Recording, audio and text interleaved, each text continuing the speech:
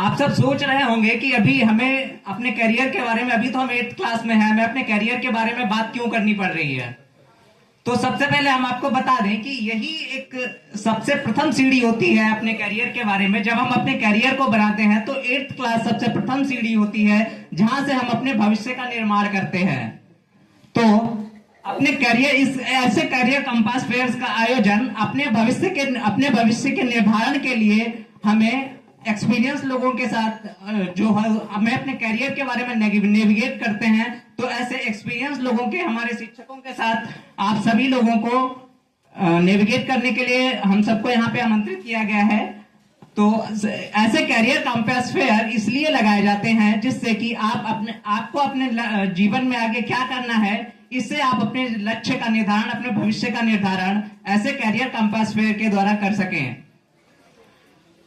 तो सबसे पहले हमें अपने भविष्य के बारे में कुछ भी सोचने के लिए हमें सबसे पहले स्वयं को जानने की जरूरत होती है। सबसे पहले हमें जानना पड़ता है कि हम स्वयं में क्या हैं। स्वयं के बारे में जानने के लिए सबसे पहले हमें देखना पड़ेगा कि हमें, अगर हम स्कूल में पढ़ रहे हैं तो कौन से विषय में हमारी रुचि सबसे ज्यादा है या कौन से क्षेत्र में हमारी रुचि सबसे ज्यादा है।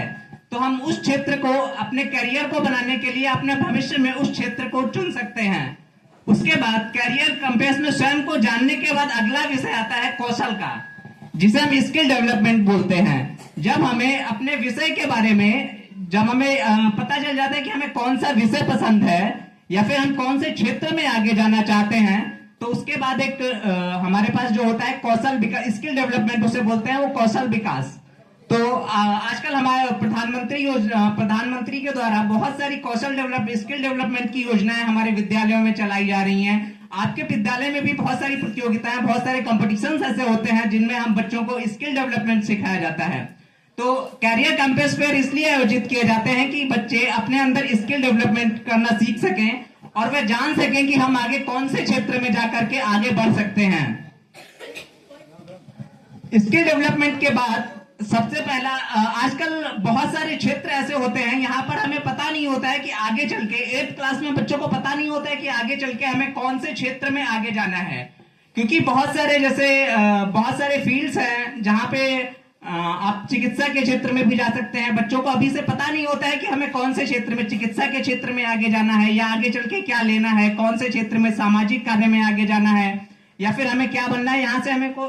यहाँ से हम उन चीजों का निर्धारण नहीं कर पाते हैं। तो इसके लिए हम आपको कुछ चीजें बताएंगे। अगर आप अपने जीवन में उन्हें फॉलो करते हैं तो आपके लिए आपका जो कैरियर है ना, वो आपके लिए एक बहुत अच्छा पैथ बन जाएगा। तो इसमें सबसे पहले आपको करना है, फर्स्ट टाइम में आपको सबसे पहले करना है आइडेंटिफाई टू योरसेल्फ, जिसमें आपको स्वयं के बारे में जानना है, अपनी स्किल्स को पहचानना है। जब आप विद्यालय में आते हैं, स्वयं को जानने के लिए कुछ करना नहीं है।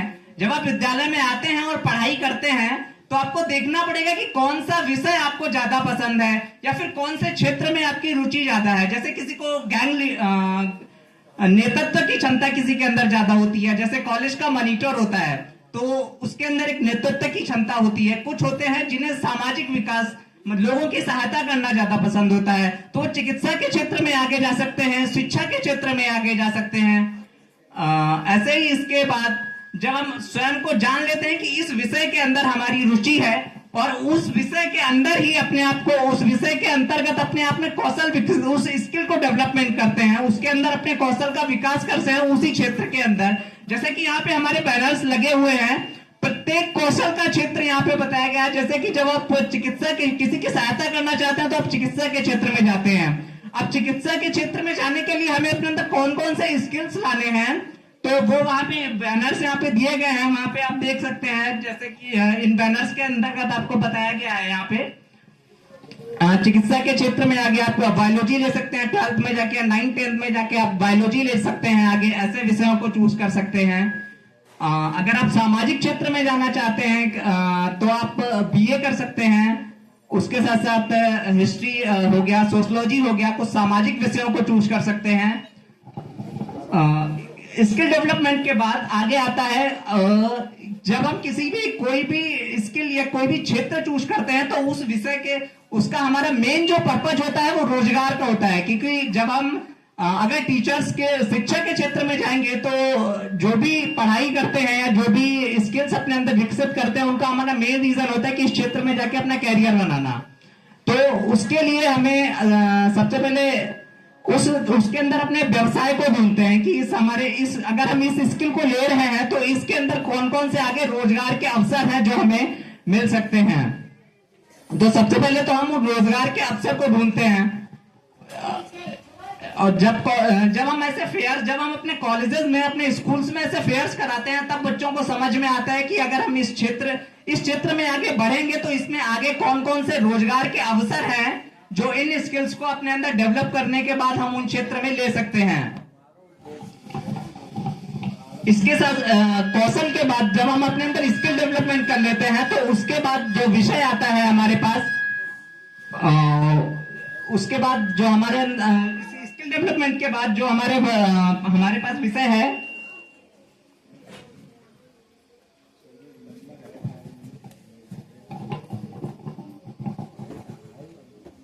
अपने अंदर की जो स्किल्स हैं उन्हें जानना। अब हमारे अंदर कौन कौन से स्किल्स होते हैं, जैसे हमारे अंदर स्किल्स जो सार्वभौमिक, एक तो स्किल्स डेवलपमेंट जो हमें बाहर से आते हैं, जो हम पढ़ते हैं सीखते हैं अपने टीचर्स के माध्यम से, बाकी लोगों के माध्यम से। उसके बाद जो अपने अंदर की जो स्किल्स होती हैं उनमें सार्वभौमिक जो हमारे अंदर की सार्वभौमिक जो महत्वपूर्ण स्किल्स होती हैं वो हमें डेवलप करना बहुत ज्यादा जरूरी है और उन्हें पहचानना बहुत ज्यादा जरूरी है सभी बच्चों के लिए। तो सबसे पहले तो कुछ स्किल्स हैं जो हम आपको बता दें।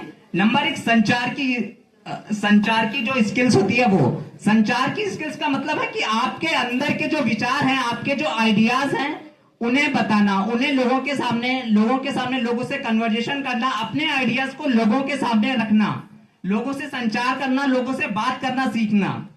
इस संचार के बाद जो दूसरा महत्वपूर्ण हमारे अंदर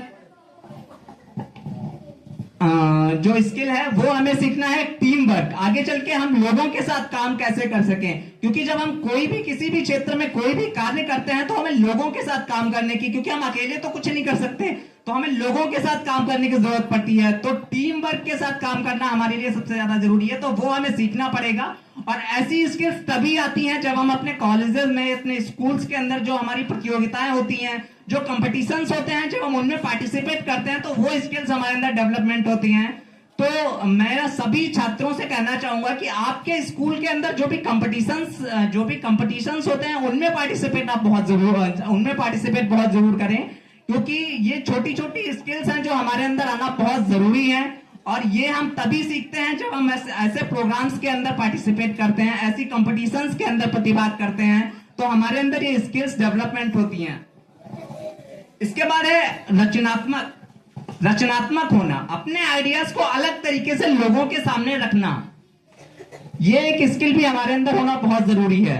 रचनात्मक, आप अपने आइडियाज को देखो, हर चीज को रिप्रेजेंट करने के लिए हर किसी का एक आइडिया होता है। हर किसी टीचर का या हर किसी व्यक्ति का किसी भी चीज के बारे में देखने का नजरिया होता है।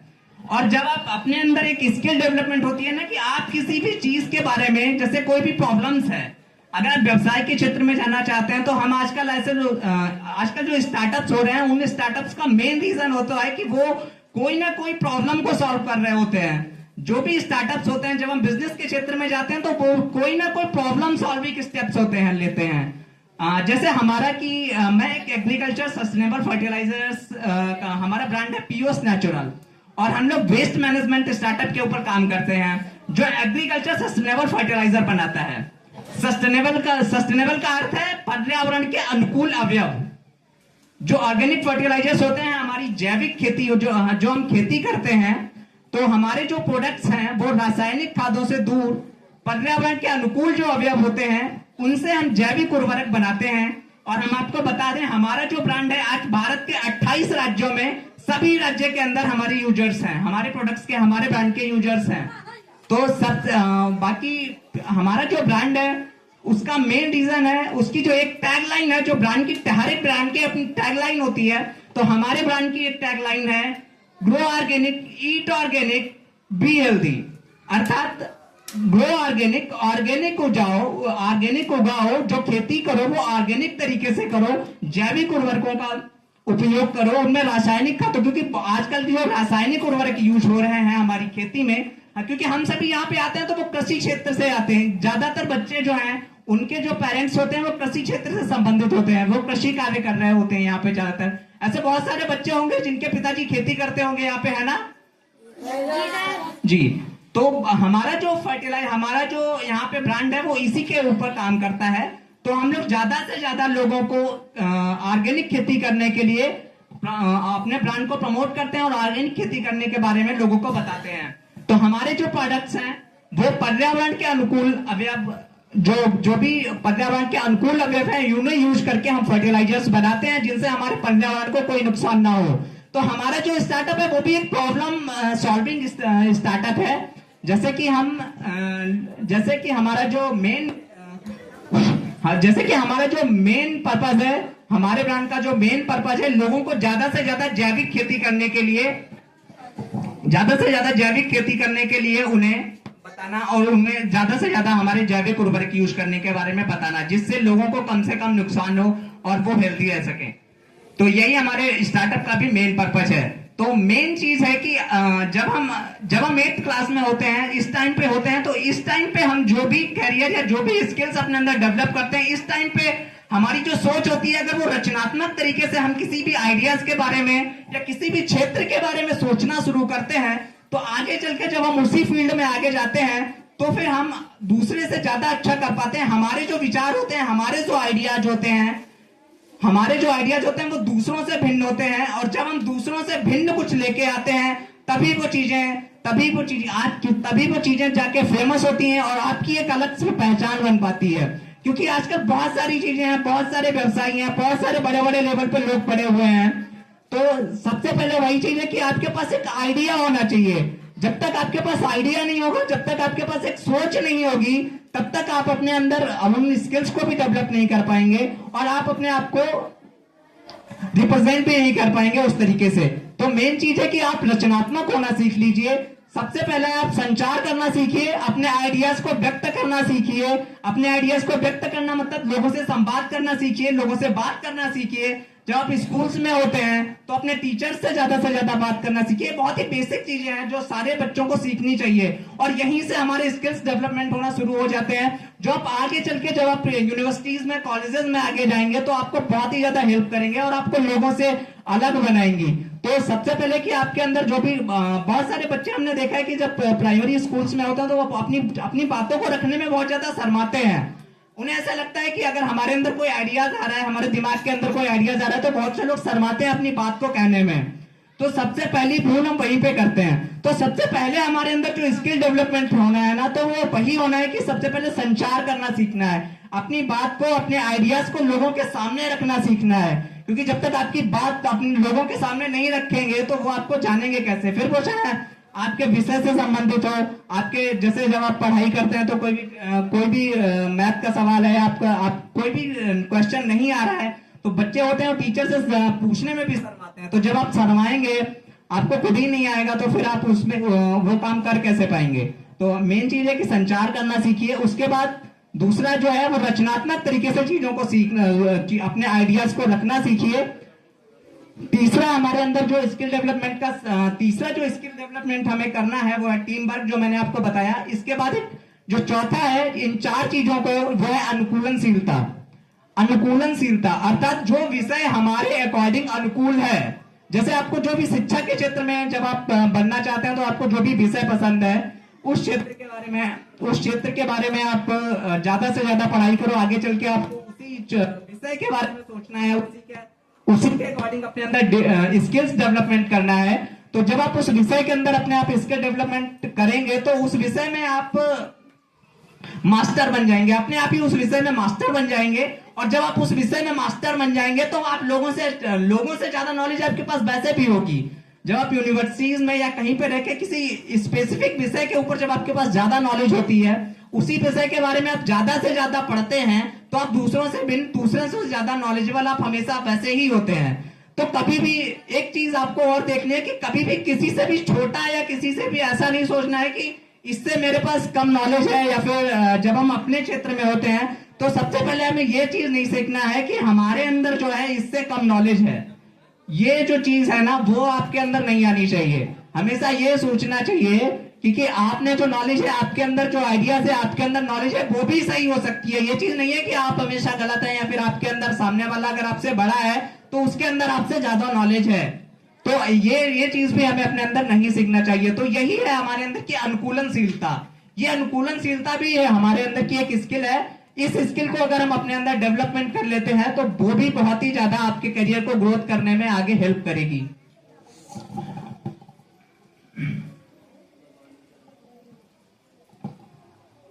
इसके बाद एक महत्वपूर्ण बात जो मैं आप सबको बताना चाहता हूं, जो आपको कभी नहीं छोड़ना है अपने क्षेत्र में सपने देखना। हम सभी बच्चे हैं तो एक चीज है कि हमें सपने देखना कभी नहीं छोड़ना चाहिए, क्योंकि सपने ही हैं जो हमें एक अलग ही दुनिया में ले जाते हैं, जो हमें हमारे जीवन में सक्सेसफुल बनाते हैं। सबसे पहली चीज है कि जब हम इस क्षेत्र में होते हैं और हम लोग जिस कम्युनिटी से आते हैं, तो बहुत ही सामान्य परिवारों से हम सभी बच्चे यहाँ पे हैं जो आते हैं। तो ऐसा होता है कि जब हम कभी बड़े बड़े सपनों के बारे में या बड़ी बड़ी बातों के बारे में सोचते हैं, तो हमारे पेरेंट्स भी, हमने देखा है समाज में हमारे पेरेंट्स भी है जो हमें डिमोरलाइज करते हैं उन चीजों के बारे में, या फिर आपकी जो सोसाइटी है वो भी डिमोरलाइज करती है उस चीज के बारे में। तो वहां पे एक ऐसी चीज है कि वो चीज हम लोगों को वहां पे डिमोरलाइज नहीं करना है और अपने सपने के बारे में अपने सपने देखना नहीं छोड़ना है, क्योंकि जब आप सपने देखेंगे ना तभी आप कुछ ना कुछ कर सकते हैं।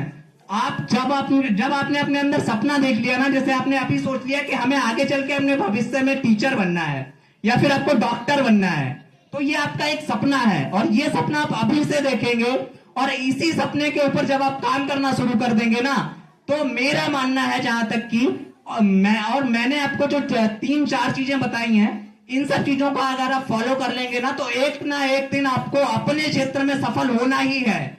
आपको कोई भी नहीं रोक सकता है आपको अपने क्षेत्र में सफल होने से। तो सबसे पहली चीज है आप अपने सपने को देखिए, सबसे बड़ी चुनौती। लेकिन सपने देखना ही एक यहां से ये नहीं है कि हमने सपना देख लिया और हम डॉक्टर बन गए, ये चीज नहीं है। जब आप सपना देखते हैं किसी भी अपने लाइफ में कुछ भी करने का, फिर उस सपने के ऊपर, अपने उस ड्रीम के ऊपर वर्क करना स्टार्ट कर देते हैं। उसके बारे में जैसे हमने आपको बताया कि उस क्षेत्र के बारे में आपने टीचर बनना सोच लिया, तो ऐसे कैरियर कंपास फेयर है जो हमारे कैरियर को नेविगेट करते हैं, दिशा निर्देशित करते हैं अपने करियर के क्षेत्र में कुछ भी करने के लिए, अपने करियर को ग्रोथ करने के लिए। यहां से आपने सपना देखा, अब हमारी सारी चीजों को आप एक बार अगर एक साथ जोड़ के देखेंगे, अब जैसे आपने यहां से सपना देखा कि हमें टीचर बनना है, उसके साथ साथ फिर आपको क्या करना है कि उस सपने के बारे में सोचना है, उसमें देखना है कि आपकी रुचि है उस सपने के बारे में कि नहीं, आपको उस विषय के बारे में आपके अंदर अनुकूलता है, जैसे आपको पढ़ने में मजा आ रहा है, आपने डॉक्टर बनना सोच तो लिया लेकिन आपकी रुचि नहीं है बायोलॉजी पढ़ने में, तो फिर आपके लिए बेकार है, क्योंकि आपने डॉक्टर बनना सोच लिया, आप पढ़ मैथ रहे हैं तो उसका कोई फायदा नहीं है। तो सारी चीजों को आपको पहले स्टेप बाय स्टेप फॉलो करना है। तो जब आपकी सारी चीजें मैच करेंगी तभी आप उस क्षेत्र में जाके सक्सेस हो पाएंगे। तो इसीलिए ये सारी जो गुण हमने आपको बताए हैं, ये सारी जो क्वालिटीज हमने बताई हैं, ये आपको अपने अंदर डेवलप करना है। यही होता है स्किल डेवलपमेंट। और ऐसे ही कैरियर कंपास जो होते हैं, कैरियर कंपास फेयर, यहां से हमें प्रेरणा मिलती है अपने अंदर स्किल डेवलपमेंट करने की, जिससे आप अपने भविष्य में कुछ करने का, अपने भविष्य में आसानी से अपने दिशा निर्देश के अनुसार, क्योंकि हम सब लोग आप यहाँ पे आपको आपके भविष्य के बारे में बस आपको दिशा निर्देशित कर सकते हैं या आपको बता सकते हैं। आपको अपने भविष्य का निर्धारण स्वयं ही करना है। तो सबसे पहले आपको जो सोचना है वो आपको ही अपने अंदर सोचना है, आपको ही स्वयं को जानना है। उसके बाद आपको ही अपने अंदर स्किल डेवलपमेंट करना है, उसके अकॉर्डिंग आप ही अपने भविष्य का निर्धारण करेंगे।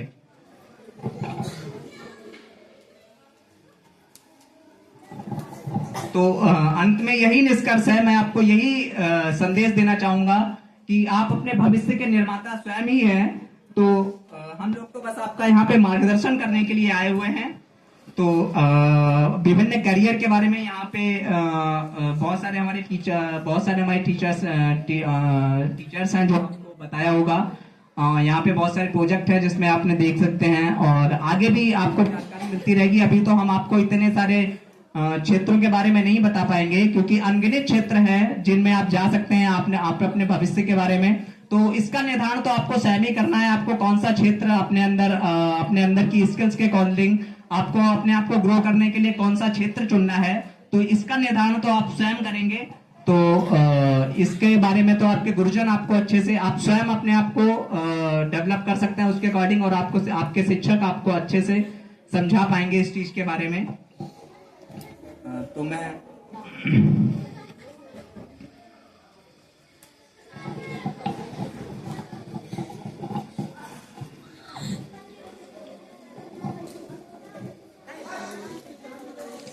तो मैं एक छोटी सी बात कहते हुए यहीं से अपनी बात को विराम देना चाहूंगा कि जूते फटे पहन के आसमान पर चढ़े थे, जूते फटे पहनकर आसमान पर चढ़े थे, सपने हमारे हरदम हमारी औकात से बड़े थे, सपने हमारे हरदम हमारी औकात से बड़े थे। जय हिंद।